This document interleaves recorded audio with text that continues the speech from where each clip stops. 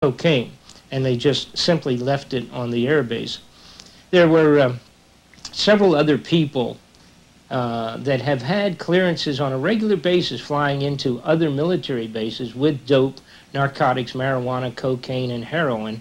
And as a matter of fact, here's one fellow right here, this fellow named Tolliver, who was a pilot that had, well, I'm going to let you see this. This is actual footage, an interview with one of the fellows that was flying the coke up. The government decided to get into the drug business in order to pay for the Contras? The American government. As incredulous as it may sound, I believe that not only decided to get into it, I think they orchestrated the whole thing. Mike Tolliver is a pilot whose principal occupation has been smuggling drugs. He's currently serving a 3.5-year sentence in a federal prison in Miami for a conviction unrelated to the secret flights he made for the Contras.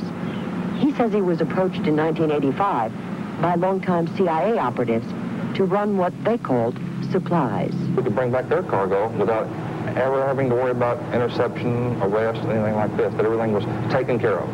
What kind of cargo were you talking about? Drugs. And same people you believe set you up with the arms. Exactly. Oh, of course. That also set you up with the 25. Sure. 25,000 pounds of and pot? change. Yeah, that's what the piece of paper they gave me said 25, I think 360. So what do you do with that 25,000 pounds of pot? We take off from Tegucigalpa, Honduras, and we leave. To? South Florida. Where in South Florida? We landed at Homestead. Homestead? Air Force Base. With whose clearance? I was given a discreet transponder code to Squawk about 2 hours south of Miami. I received my instructions from the ground for traffic separation and told them what my destination was. What did you say? I told them that we were a non-scheduled military flight into Homestead Air Force Base. What happened when you landed? We landed about 1:30, 2 o'clock in the morning, I guess. And a little blue truck came out and met us, and it had a little white sign on it that said, "Follow me." And you did? Two flashing lights, and we followed it, right.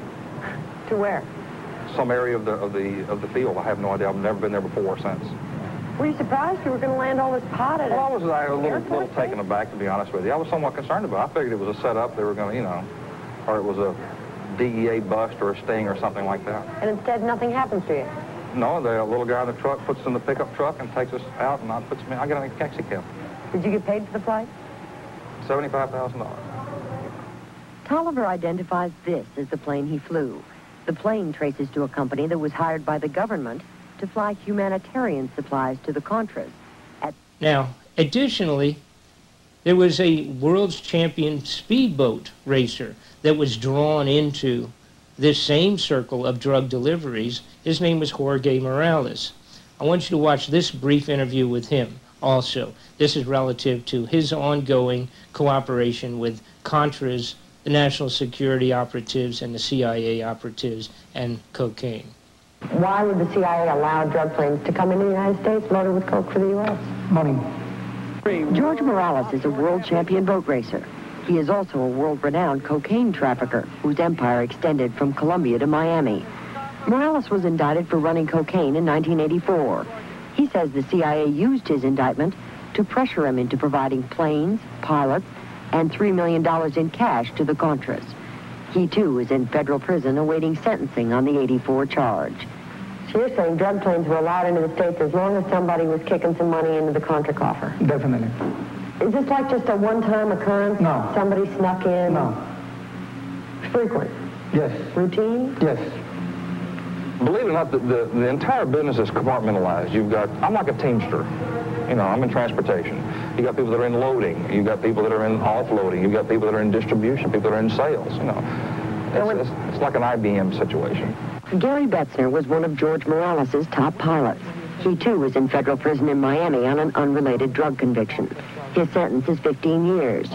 Like Morales and Tolliver, he has little to gain from talking about these drug flights. I took 2 loads, small aircraft loads, of weapons to John Hurl's ranch in Costa Rica and returned back to Florida with approximately 1,000 kilos of cocaine. What exactly was in the plane that you flew from Fort Lauderdale? Well, there was some C4 explosives, M60 machine gun, and it was stacked all the way to the ceiling. How many pounds of weaponry? I would estimate around 2,500 pounds. Well, I understood right away. It wasn't the private guns that went down that were that important. It was what was coming back. They could buy much larger and better and more sophisticated weapons. And it was unaccounted for cash. Additionally, I guess it's coincidental, but many of the larger shells and heavier ammunition that Oliver North and his people were shipping down to the Contras were in fact coming out of and being supplied through the Yuma proving grounds. I know it's just coincidental, so we'll just forget about that point. Now, when I, at an early point in time, started chasing these bad guys with my little toy factory, there was unbelievable amount of stoppage or interruption with legitimate investigation. I guess the most flagrant would be what I'm going to show you right here, which is the Justice Department writing me back and telling me that the information that I was attempting to retrieve out of my own toy factory, the information about those personalities that were involved in my toy factory, constituted information that made my toy factory a national security threat. If you remember the little fuzzy puppets, the little hand puppets. So the Justice Department tells Mr. Fletcher and his lawyer that it's national security secret and that we can't get the information about the people that were involved in my little toy puppet company. That's pretty interesting. I guess that's done on the basis that if those little animals get out, the little puppets get out and across the country, that we'll have a serious problem. A little later on, I wrote to the Treasury Department because I had been interviewed by everybody you can imagine during this period of time in '87, and I contacted the Treasury Department on Freedom of Information and wanted to know what they had at the ATF offices where I had spent 2 different trips there. And the ATF was very upset, as a matter of fact, when I originally came in and told them, for example, that they were running missiles out of my toy factory. And their means by which to interfere with legitimate investigations was to send this letter back that you see here, which says that they had no record that I was in to the Treasury ATF. Now, as a matter of fact, the agent on board at that time, Mr. Merkin, was so upset by what he saw, he had given me his personal home telephone call and had even asked about the possibility of myself getting involved with the witness program. Well, of course, that's a joke because these half of these bums that I'm talking about are at such high levels that they would be able to access the witness program stuff anyhow, so that was a joke, and I didn't bother to get involved with that any farther. But this letter came back from the Treasury Department, and they said, in fact, that nobody even could retrieve any files on me. That's baloney. That's garbage. Now let's go back once again to other people in government that were involved at this time. Bill McCullum, the Republican representative out of the state of Florida, was in fact working with Oliver North during the Contra programs with a fellow named Vaughn Forrest, his administrative assistant.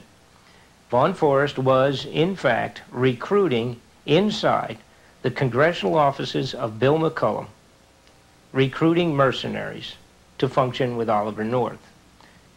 Now, I'm not sure if there were drug connections involved there, but I do know that Vaughn Forrest had some curious friends. For example, an agent named John Hull, whose ranch was used on an ongoing basis in Costa Rica as a drug pivot point, a transshipment point, who was on the payroll of the Central Intelligence Agency. That's proven and documented. Mr. Vaughn Forrest happened to be visiting John Hull on the evening of the attempt to murder Eden Pasteur and blow him to pieces, which killed a couple of, actually at least one young reporter named Linda Fraser from Atlanta, Georgia.